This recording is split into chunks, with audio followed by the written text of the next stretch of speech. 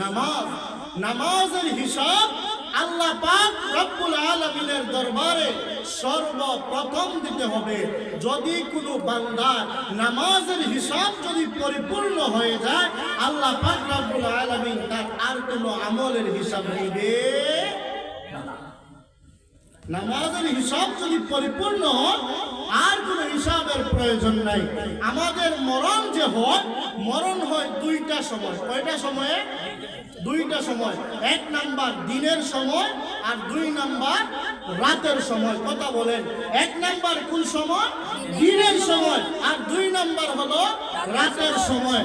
এই জন্য আল্লাহ পাক রব্বুল আলামিন নামাজকে এমন ভাবে সেটিং করেছেন, দিনের শুরুতেও দিয়েছেন নামাজ, আবার রাতের শুরুতেও দিয়েছেন নামাজ।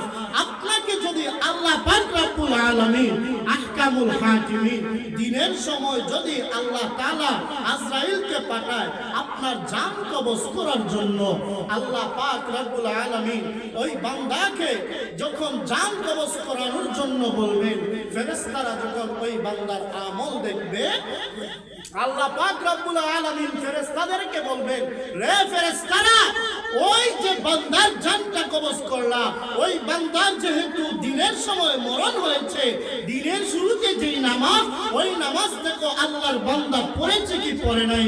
দিনের শুরুর নামাজ হলো ফজরের নামাজ।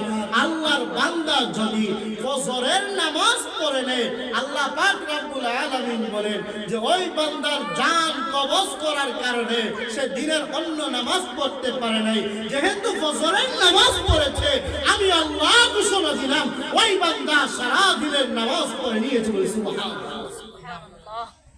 আর যদি রাত্রে যদি মরণ হয়, রাত্রের সময় আল্লাহ পাক রব্বুল আলামিন ফেরেশতাদেরকে জিজ্ঞাসা করেন যে রাত্রের শুরুতে যেই নামাজ, অর্থাৎ মাগরিবের নামাজ, আল্লাহর বান্দা কি পড়েছে দেখে নাও। যদি আল্লাহর বান্দা মাগরিবের নামাজ যদি পড়ে নেয়, আল্লাহ পাক রব্বুল আলামিন বলেন ওই বান্দা যেহেতু মাগরিবের নামাজ পড়ে নিয়েছে, আমি আল্লাহ ঘোষণা দিলাম ওই বান্দা সকল নামাজ পড়তো। বলে সুবহানাল্লাহ।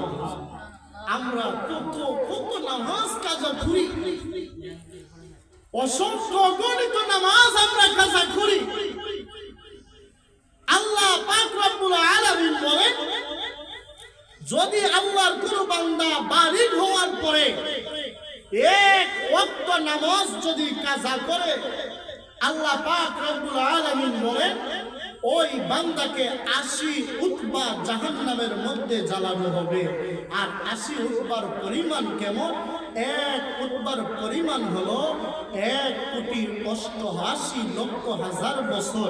এক উতবার সমপরিমাণ যদি এত হয়, 80 উতবার হিসাব করে দেখেন, হিসাব করলো হিসাব আসবে,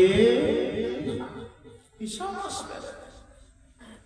কিসের এত অহংকার? আপনার টাকার অহংকার, আপনার কি বাড়ি গাড়ি হয়েছে তাই অহংকার, আপনার ভাই বন্ধু আত্মীয় স্বজন লন্ডনের মধ্যে থাকে তাই অহংকার। আরে বাবাজি, অহংকার করো না, অহংকার করো না। আল্লাহ পাক রব্বুল আলামিন বলেছেন, কুল্লু নাফসিন যায়িকাতুল মাউত। তুমিও মরবা, তোমার বাবাও মরবে, তোমার দাদাও মরেছে, তোমার আত্মীয় স্বজন সবাই মরবে। এই দুনিয়ার জমিন চিরস্থায়ী থাকার জায়গা নয়, এই জমিন চিরস্থায়ী থাকার জায়গা নয়। আপনিও যাবেন, আপনার যা সিলসিলা আছে তারাও যাবে। অহংকার করে কোনো লাভ নাই। কথা বলেন ঠিক? অহংকার করে কোনো লাভ নাই। আপনি কত টাকার অহংকার করে? লক্ষ লক্ষ টাকা। আরে পৃথিবীর মালিক ছিল যারা, সমগ্র পৃথিবীর মালিক ছিল ফেরাউন, যে নিজেকে খোদা দাবি করত। সমগ্র পৃথিবীর বাদশা ছিল নমরুদ, সে নিজেকে খোদা দাবি করত। প্রত্যেক দেশের বাদশা ছিলেন হযরতে উমর রাদিয়াল্লাহু তাআলা আনহু। উনিও দুনিয়ার জমিন ছেড়ে চলে গিয়েছেন, নমরুদও চলে গিয়েছে, অহংকারী বাদশা ফেরাউনও চলে গিয়েছে। কেউ দুনিয়ার জমিনে থাকতে পারে নাই। আপনি আমিও জীবনে কখনো চিরস্থায়ী দুনিয়ার জমিনে থাকতে পারবো?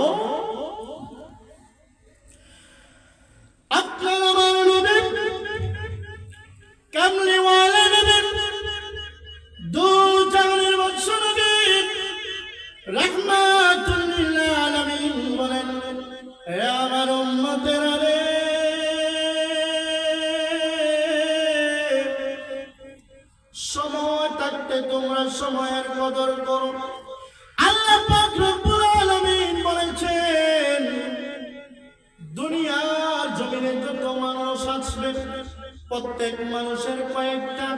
আসবে। এক নম্বরের হলো শিশুকাল, কিশোরকাল, যুবককাল, বৃদ্ধকাল। আল্লাহ পাক রব্বুল আলামিন শিশুকালেরও হিসাব নিবেন না, বৃদ্ধকালেরও হিসাব নিবেন না। যেই হিসাব নিবেন আপনার আমার বয়সের হিসাব, যুবক বয়সের হিসাব। রে আমার নূরপুরের যুবক, দিনের কান দিয়ে শুনো রে ভাই, আপনার মতো কত যুবক আজকে সিনো নিয়ে ব্যস্ত, আপনার মতো কত যুবক আজ রাজনীতি নিয়ে ব্যস্ত, আপনার মতো আজ কত যুবক জিনা ব্যভিচারী নিয়ে ব্যস্ত, আপনার আমার মতো কত যুবক খেলাধুলা নিয়ে ব্যস্ত। আপনি আমি চিন্তা করি, আজ আমি যুবক বয়সের আছি, আমি কিছুদিন পরে বৃদ্ধ হয়ে যাব, আমার পরিপূর্ণ বয়স হবে, আমি বিয়ে শাদী করব, আমার নাতি পুতি আসবে, আমার ছেলে মেয়ে আসবে, আমার দাড়ি বর্তমানে কালো দাড়ি, ওই দাড়িগুলো সাদা হবে, তারপরে আমি নামাজ পড়ব, তারপরে আমি রোজা রাখবো, তারপরে আমি ইবাদত বান্দেগি করব। আমার প্রাণের যুবকের দল, বৃদ্ধ বয়সে তুমি আমল করে কোনো ফায়দা নাই। বৃদ্ধ বয়সে তুমি যে আমল করবে, আল্লাহ পাক রব্বুল আলামিন বলেছেন, বৃদ্ধ একজন মানুষ রাত্রের শুরু থেকে নিয়ে ফজরের আগ পর্যন্ত তাহাজ্জুদের নামাজ সহ, নফল ইবাদত বান্দেগি সহ, কোরআন শরীফ তেলাওয়াত সহ যত ধরনের আমল ইবাদত বান্দেগি আছে, ওই বান্দা যদি সারা রাত ইবাদত বান্দেগি করে, আপনার আমার মতন যুবক যদি আমাকে এশার নামাজ পড়ার পরে জামাতের সহিত এশার নামাজ পড়লো, পড়ার পরে ঘুমিয়ে গেল, আবার যখন মসজিদের মাইকের মধ্যে আযান হয়ে গেল, আসসালাতু খায়রুম মিনান নাওম, ঘুম হইতে নামাজ উত্তম, ঘুম হইতে নামাজ উত্তম। যেই মুহূর্তে মসজিদের মাইকের মধ্যে আযান হয়ে যাবেন, আযান হওয়ার সাথে সাথে আপনার ঘুম ছেড়ে দিলেন, আপনি ওযু করলেন, কানটা পানি দ্বারা ওযু করার পরে আপনি হেঁটে হেঁটে হেঁটে হেঁটে মসজিদের মধ্যে চলে গেলেন। আল্লাহ পাক রব্বুল আলামিন বলেন, ওই যে আল্লাহর বান্দা সারা রাত ইবাদত বান্দেগি করলো, সারা রাত ইবাদত বান্দেগি করার পরে ওই বান্দার নামায়ে আমলের মধ্যে আল্লাহ পাক রব্বুল আলামিন যে সওয়াব দান করেছেন, তার চাইতে দ্বিগুণ সওয়াব দান করেছেন ওই যুবকের আমলের মধ্যে। বলি সুবহানাল্লাহ। ওই যুবকের আমলের মধ্যে যে বৃদ্ধ মানুষটা সারা রাত ইবাদত করলো, সেই মানুষটা যে আমলের সওয়াব পাইল, তার চাইতে দ্বিগুণ সওয়াব ওই বৃদ্ধ মানুষের চাইতে দ্বিগুণ সওয়াব পাইল কে? একজন যুবক।